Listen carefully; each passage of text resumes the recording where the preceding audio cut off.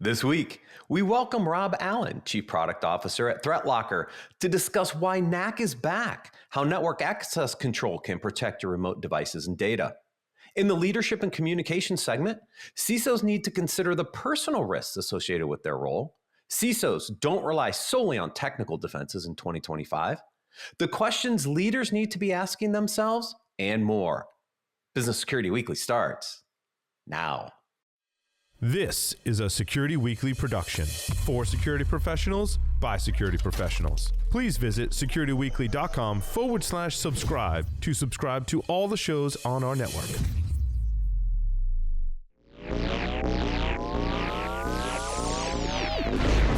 It's the show where we explore the business of security to improve the security of business. Your trusted source for actionable insights on leadership, communication, and innovation. Get ready for Business Security Weekly. If your organization is ready to enhance cyber resilience, we have important insights for you. The Level Blue Futures Report 2024 sheds light on how rapid computing changes affect IT visibility. Our research reveals that while IT leaders see positive outcomes, 85% acknowledge increased risk. In this report, we identify the barriers to cyber resilience, the challenges impacting cybersecurity, and the business context that reveal operational issues. You'll also discover what's on the horizon and 5 essential steps for prioritizing cyber resilience. Get your complimentary copy of this crucial research today by visiting securityweekly.com/levelblue. Cybersecurity simplified. Let's talk about something that's becoming increasingly important for enterprise companies worldwide: cyber risk management. Traditionally, cyber risk has been managed manually in silos, separate from the business's core operations. The future is about getting real-time risk insights benchmarked against your industry peers through automation. And CyberSaint's CyberStrong platform is leading the charge. CyberStrong is not just another point solution. It's a revolutionary platform. It's a quantified top-down risk approach where your unique cyber risks inform C-suite decision-making to identify your top 5 cyber risks and the controls to mitigate them. Sign up for your free cyber risk analysis by visiting securityweekly.com/cybersaint. Welcome to Business Security Weekly. This is episode number 376, recorded December 16th, 2024. I am your host, Matt Alderman. Joining me are my hosts for this interview segment today. First, Mr. Jason Albuquerque. 6 turnovers. We did take Mahomes out. Yeah. Oh, yeah, totally. I mean, the Browns got leveled by the Chiefs. Pats, same old story every week, man. LLL. So looks like we're going to have a high draft pick, which is okay. I'm taking next year. Bills pulled it out against the Lions. That was a really good game. Bills Lions was good. So, those are two strong teams, and AFC has Bills, Chiefs, Steelers, Texans all leading their divisions. NFC has Eagles, Rams, Lions, Bucks all killing it right now. So we'll see. College weekend though. Navy beat Army, baby. Navy beat Army this weekend. Absolutely love it. Now we're hitting the bowl season. Yeah. We got the big first round of the playoffs coming this weekend. So it's huge Friday night and Saturday. So I will be glued to an Ohio State Buckeyes game. Let's see if they can actually figure out their offense. Love it. Leave it at that. It's getting good. Yep. Also joining me, who does not want to talk football at all, Mr. Ben Carr. Welcome, Ben. I don't know if that's throwing me under the bus or not. Yeah, I'm just not a football guy. But yeah. We know some of us work too much too, Ben. It's okay. But every once in a while, I gotta. The season's almost over for me. Like once we're past the Super Bowl, I'm like done. I turn off my YouTube TV subscription. Like there's nothing worth watching on TV anymore. I can't say the same. This house is full of sports. Yeah. This segment is sponsored by ThreatLocker. To learn more, please visit securityweekly.com/ThreatLocker. Rob Allen is an IT professional with almost 2 decades of experience assisting small and medium enterprises embrace and utilize technology. He has spent the majority of his time working for an Irish-based MSP, which has given him invaluable insights into the challenges faced by MSPs and their customers today. Rob's background is technical, first as a system administrator, then as a technician and engineer. His broad knowledge as well as innate understanding of customer needs made him a trusted advisor for hundreds of businesses across a variety of industries. Rob joined the ThreatLocker team in 2021, excited at the prospect of building new relationships and helping deliver ThreatLocker enterprise security products to customers throughout the EMEA region. Rob, welcome back to Business Security. I really need to chat GPT that bad boy at some stage. So first of all, I think it's actually close. It's closer to 30 years than it is to 20 years at this point. And yeah, there's words in there that I know have no relevance. Much like many of the words that Jason was saying there a few minutes ago. I mean, I recognize them all as English. I mean, they are all words, but when you put them together in that particular order, they meant nothing to me. So yeah, I know words like coal face. I think the US equivalent would probably be trenches. Trenches. Got it. I believe so. Yes. When we say football, when we say football, you think your football. I think which about we the think game, soccer. I think about the game where feet are actually used. Yeah. Hey, listen. You know what? There's a lot of running in soccer, man. I'm not sure how that feet are used all the time. They kick the ball. Unlike your football. This house is full of soccer as well. So, I mean, Man City just put a whooping on. I mean, Man United just put a whooping on Man City. So we watched Premier League. I think that is very much stretching the definition of whooping. Now, I'm not going to sort of give any hints to my allegiances here, but it was very much the opposite of a whooping. It was like two blind people in a room bumping into each other, and one happened to bump to a 2-1 win. But yeah, no. Yeah, sorry. Oh, a whooping was definitely Kansas City on the Browns yesterday, 6 turnovers. So we can classify that truly as a whooping. I will grant you that.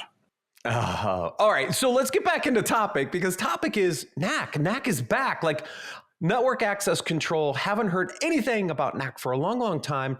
And as we were prepping for this, Rob, you're like, we should talk about network control. And I'm like, wait, NAC? NAC is back? Why is NAC back? I'm all sorts of NAC jokes ready to go. And I think most of them are inappropriate and probably will get me cancelled. So I'm going to keep them all to myself. The reason it's back, and the reason it's probably more important than ever, and I think I may have mentioned this to you, but Microsoft released their digital defense report about 2 months ago now. And one of the major, they've an entire section dedicated to ransomware. And the two really interesting points that I took away from it were, one, that 92% of successful attacks, so attacks that led to ransom stage, involved unmanaged devices, or unmanaged or unmanageable devices. The really interesting thing is that they also mentioned that 70% included or involved remote encryption. So something that is unprotected encrypting data on something that is protected. So that's a huge problem. That's a huge issue, and it's something that needs to be addressed. Yeah, and when I was reading up on this, trying to like really understand kind of like the whole dynamics of this, we've got devices everywhere now. It's funny, in the description on the ThreatLocker website, I was reading the corporate internet's gone. Yeah, I predicted that back in 2015. The firewall's basically gone. The perimeter is basically gone. And when you think about this, we have employees on maybe company-owned devices, probably personal devices. They're not in office, or they're in office part-time, they're at home part-time. Like, the landscape has changed a lot, right? When we think about devices, whether they're managed or unmanaged, and how, the old traditional ways of protecting endpoints has completely shifted. It's just completely different now, right? You can't use kind of a central management capability per se on-prem, because not everybody's on-prem anymore. And so it was a really interesting kind of thought process going through the interview segment, going, how now can I protect these devices and not be susceptible to other unmanaged devices I have no idea exist? Like, I don't even know where they are, even if they exist, right? So I used to make a joke about this. I talk about my home network. Now, this is when I lived back in Ireland. I joke about my home network. My home network back home in Ireland had 50 or 60 different devices on it. Everything from CCTVs to doorbells to cameras to printers to including at that point my oven. And I used to joke about the fact that one thing I know with absolute certainty is I have not and have never patched my oven, but it's sitting on my network as a potential way in or a potential vulnerability. Now that I'm over here and I've fully embraced the American lifestyle, my 50-something devices I had on my network back home pale into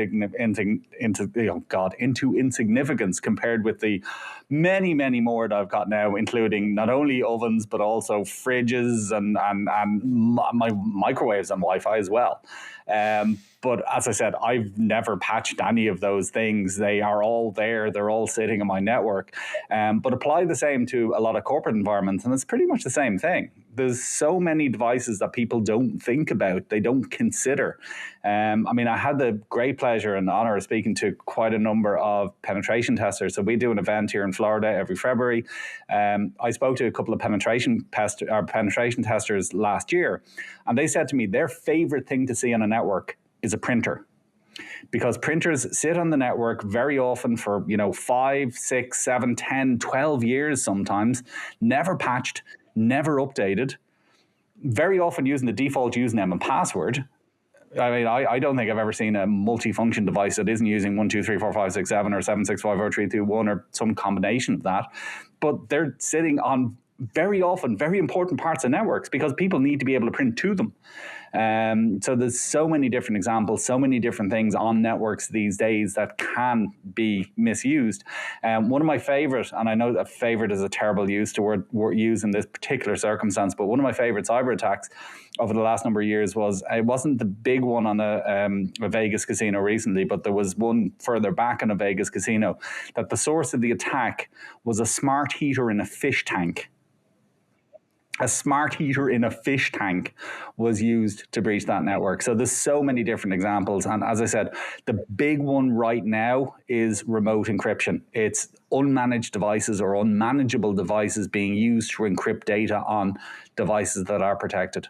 Rob, that's really hard, though. The fish, no hands. They can't adjust the thermostat. So how else do you do it if it's not smart? And they also have very short memories, if I'm not much mistaken. Goldfishes. Fine line between boiling and comfortable. This is true. Like you mentioned, Matt, everybody is so dispersed, right? We're working in such a hybrid fashion, right? One day I could be working from a corporate device. I could be away on PTO and then have to jump on a family member's device to log in, right? So part of this ecosystem that we need to make sure we're focusing on too is all of the line of business applications. Those line of business applications could be cloud-based. There could be some on-prem, right? A combination thereof. So that network access control, we need to consider all of these line of business applications that hold a lot of the crown jewels for our companies too. ERP systems, your CRM systems. It has a lot of really, really high-profile data in it that we need to make sure is part of this as well. Well, Jason, we focus on the CISOs being more business oriented, right? But when we think about it this way, this really is the expectation of the business is to be on all the time and connected everywhere, right? So, Rob, how do you figure this out and make it work? Well, our perspective on it is quite simple, and it comes around to our perspective on pretty much everything, which is rather than allowing everything and trying to figure out what's bad, it's blocking by default and permitting by exception. So block everything from accessing important network resources, except those things that require access. Now, we do it in quite a unique way because we have this concept of objects, which are basically dynamic ACLs. So I can set up a policy on my server. I can say, look, allow only these devices ideally running ThreatLocker, to connect to this port on this server. So fundamentally, whether a port is open or not depends on what's connecting to it. It's not just open to everything on a subnet or on a LAN. It's open to only these devices, which I've said should be allowed to connect. So by doing that, pretty much every single case that I've seen, and we deal with a lot of incident responses, prospects come through to us going, hey, look, we're in trouble, we need help. And this is one of the first steps that we will typically take in terms of getting them secured is, look, we're going to shut down network access and we're going to allow the network access that is required and block everything else. You mean you deleted the most used firewall rule? Any allow? Yeah. Well, to be honest, yes, you do see that. And obviously you see firewall misconfigurations as well. I mean, one of my a really good examples, I dealt with a customer in Europe a couple of years ago now, and they had 70 or 80 servers sitting in the data center. So it was like their own sort of private cloud. And we turned on, now, first step, I suppose, in securing a network is actually seeing what's happening from a visibility perspective, so what traffic is there. So I just turned this thing on and I left it. Weren't blocking anything, weren't getting in the way, just show me what's happening. Came back about a week later and I said, right, we look specifically for 3389 connections, so RDP connections. How many of your servers do you think have had RDP connections coming in the last week? Now the guy said to me with absolute certainty, 2. There will be 2 of my servers that have had incoming RDP connections. When we searched through the audit, 17. He'd misconfigured a firewall. Now, he had no idea that firewall had been misconfigured and that all of those machines basically had RDP exposed to the internet, but it happened. So I suppose step 1 is figuring out what is happening and figuring out what should be required and what shouldn't. Yeah, I mean, when you said you wanted to talk about network security, I'm thinking, packet capture, net flow, but it doesn't have to be that difficult. Right. And I think that was the interesting part is like, wait a minute, I could deploy ThreatLocker and it can tell me what's going on in the network without needing to put in some of these other network security tools was kind of an interesting concept. Absolutely. I mean, look, it's akin to network segmentation, but it's done at the endpoint level rather than at the physical hardware level or the switch level. So it's a similar concept, but it's just done from the endpoint or controlled from the endpoint. Yeah, and I mean, Rob, you're talking about all the telemetry that you're able to gather. I'm sure that would be very useful for threat detection, right? Or, God forbid, incident response, and be able to go back to that telemetry or use it for proactive threat detection, right? So, you were talking earlier about pen testers and their favorite things to do. Well, there are real malactors out there doing things, and number one, I'd love to be able to use that type of telemetry for real-time threat detection to stop them in their tracks, or if we needed to, go back and really use that for accelerated incident response. Is that what you're seeing happen with your NAC product and integrating? Yeah, well, I mean, look, in an ideal world and in most circumstances, the threats are pretty much blocked because, if you're blocking the connections, then realistically nothing bad is able to happen. Or if you're blocking things from running, then nothing's going to get encrypted for the most part.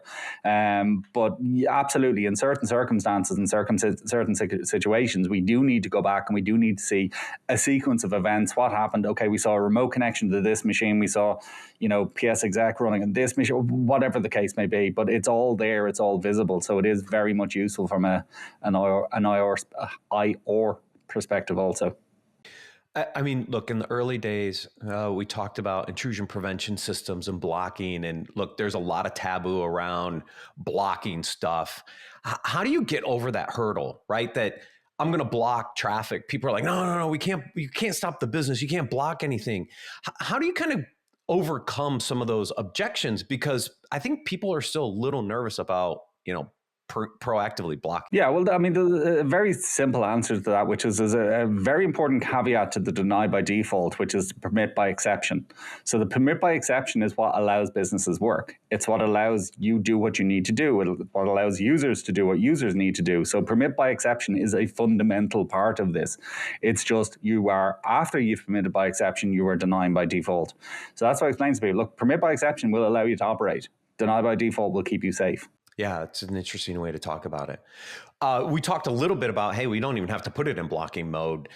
What does a typical installation look like? Put it in, monitor it for a week, and then build policies? And then how easy is it to build policy, right? Because I think that's the other thing is the administrative potential overhead of creating all these different policies. It's very straightforward. So pretty much what you said, which is, look, put it in, deploy it to all your machines, see what traffic is happening. I mean, realistically, probably the lowest hanging fruit and the most no-brainer of policies is one that blocks inbound connections to things like workstations. Because realistically, why would your workstations have anything connecting inwards to them? Outwards, absolutely they do. Inwards, probably not, with some exceptions. But when it comes to things like servers, I mean, we have what we call the community, which is a place we can publish, and customers can publish policies amongst themselves as well. But we've got policies for things like AD servers. We got policy for file servers, for SQL servers. So you say, right, this is a SQL server. I'm going to give it the policies it needs for a SQL server. I'm going to say, look, only allow these devices connect to, 1433 or whatever the port happens to be on that server. And you can build out those policies really quickly. So you can get rid of, or you can take care of, shall we say, 95% of the noise with a few of those pre-configured policies. And then it's just a case of saying, okay, we've taken care of them. Let me see what else is happening. So let me look at RDP connections. So just search for 3389. Okay, I can see all of these machines have had connections on that. Should that be allowed? Maybe my IT department needs to be able to connect to machines on port 3389. Does anything else? Realistically, probably not. So I'm going to set up a policy and I'm going to say, look, allow these machines connect to this port on these set of these set of servers. Everything else is denied. So you can be very flexible, but very, very, very granular with what's allowed and what's not. But yeah, it typically will take place over a week, maybe 2 weeks. It's interesting. And then as Jason said, custom applications, right? You're probably not going to have custom ones out of the box. So again, monitor that for a period of time, look for things that are normal, build a policy around that, block everything else. Pretty much, yeah. I mean, that's fundamentally it. I mean, obviously, we can see what process is listening on a particular port. So we go, oh, okay, it's this, IBM piece of software that's listening on this weird port. Okay, we need to allow that. We create a policy to allow that, and so on.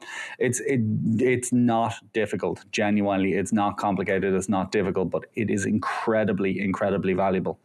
As I said, I'm tired. There's nothing that depresses me more than seeing customers who have done ostensibly everything right. They're, blocking unknown applications. Ransomware cannot run on their machines. They're ring fencing stuff so things can't misbehave. They're doing everything right, but they haven't configured network control because they think it's going to be too difficult to do it. Then they come through going, look, we're after having a server encrypted or data has been exfiltrated. Well, how did it happen? Well, I mean, all we can see is this machine, this IP address has encrypted data on it. I mean, it comes back to the idea, I suppose, of assume breach. Assume they're already in, whether it be a, VPN vulnerability or a physical machine on the network or whatever the case may be. Assume they're already in. Stop lateral movement is step one. I know Danny, our CEO, did a talk recently with, or just after a CEO, one of the major EDR vendors, and they mentioned something along the lines of their, on average, lateral movement basically from point of compromise to another machine takes around about 60 minutes typically, but they've seen it happening as quickly as 2. So within 2 minutes, they've been able to move sideways or laterally on the network to something else. But slow that down. Stop it. I mean, another example I'll give you, this I was going to say would make your hair curl, but obviously it's not going to make anybody here's hair curl. Not the right audience. Oh, sorry about that. But yeah, so a funny story was when I was back in Ireland, we were setting up our office over there, and we got our internet connection installed. So the ISP came along, installed the internet connection, left it as a switch. We hadn't got a firewall at that point, so I wasn't able to basically NAT through the firewall and do all the things I should do, but I needed an internet connection. So I was like, well, I'm running NAC on my machine, it's blocking all connections, so I'm going to just plug myself into the internet. Now, in the normal run of things, in normal circumstances, that's a really bad idea. It's not a good idea to connect yourself I'm basically naked to the entire internet, or your computer, shall we say, not me specifically, your computer naked to the entire internet. But again, I was able to do that with the confidence that anything that shouldn't be allowed to connect, which was basically in that case everything, wasn't going to be allowed to connect. So when scans were run and the script kiddies and all sorts of people running things pretty much constantly. As far as the rest of the internet was concerned, my machine literally did not exist. It was not there.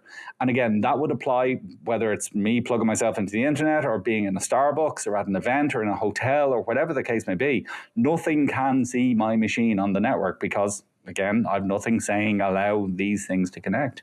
Yeah, so by blocking all inbound connections, you basically make yourself invisible. Yeah, for all intents and purposes. Now, there is another aspect to this, and there's another part which very often people don't consider, which is you can also control outbound connections. So does your I mean, you mentioned an ERP server. So does your on-prem ERP server need to connect to the entire internet? Reality is probably it doesn't. So why would you allow it connect to the entire internet? So if somebody did happen to get onto it and they were trying to exfiltrate data from it, they wouldn't be able to do that.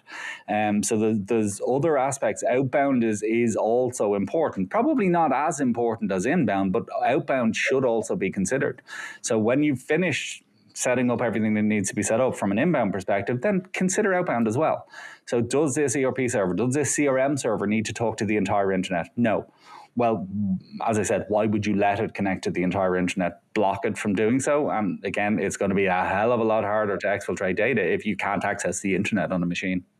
So Rob, how much more complicated are things going to be going into 2025, into 2026, let's say? Because, I mean, look at it right now. Organizations are starting to roll out Copilot PC, which has NPUs that can, operate at, 40 trillion operations per second, AI in the hands of the users, low code, no code, that you have community developers now building these small apps within companies. I mean, I'm seeing a ton of that happen now where they're really putting development in the hands of the departments and the end users. How much more complicated is that going to make NAC? NAC is back, but what about the future? Are you suggesting that Windows Recall is a data breach waiting to happen? just Windows Recall very much is a data breach waiting to happen. Well, the good news from our perspective is, last I checked, Recall was an ARM-only feature, or Windows and ARM only. Good news is, and for ThreatLocker customers particularly, is we now have an ARM agent, and guess what we can block? Windows Recall. So that's a very simple solution to that problem, which is basically just don't let the thing run in the first place. And look, there's any number of different things built into Microsoft OSs that people should either block outright or control. I mean, there's remote access capabilities built into Windows. I mean, again, block that stuff. There's any number of different things. And that's before we even get on to the living off the land stuff like PowerShell and Run DLL, etc., which realistically you got to put some reins on. But look, it's not slowing down. I mean, in fact, it's probably anything but slowing down with the emergence of AI and the fact that once upon a time you needed skills and knowledge and ability to be able to write ransomware or malware. And now all you need is ask a LLM the right question in the right way and you can get the code. So yeah, if anything, it's going to accelerate. But again, all the more reason to put controls in place. I mean, look, detection is important. Detection does have a time and a place, but you're far better off stopping these attacks before they can happen than trying to detect them and respond to them. Yeah, agreed. Rob, thank you so much for joining us on Business Security Weekly. You're very welcome, Matt. To learn how network control can protect your devices and data, please visit securityweekly.com/ThreatLocker. We're going to take a quick break and then cover the leadership and communications articles for this week.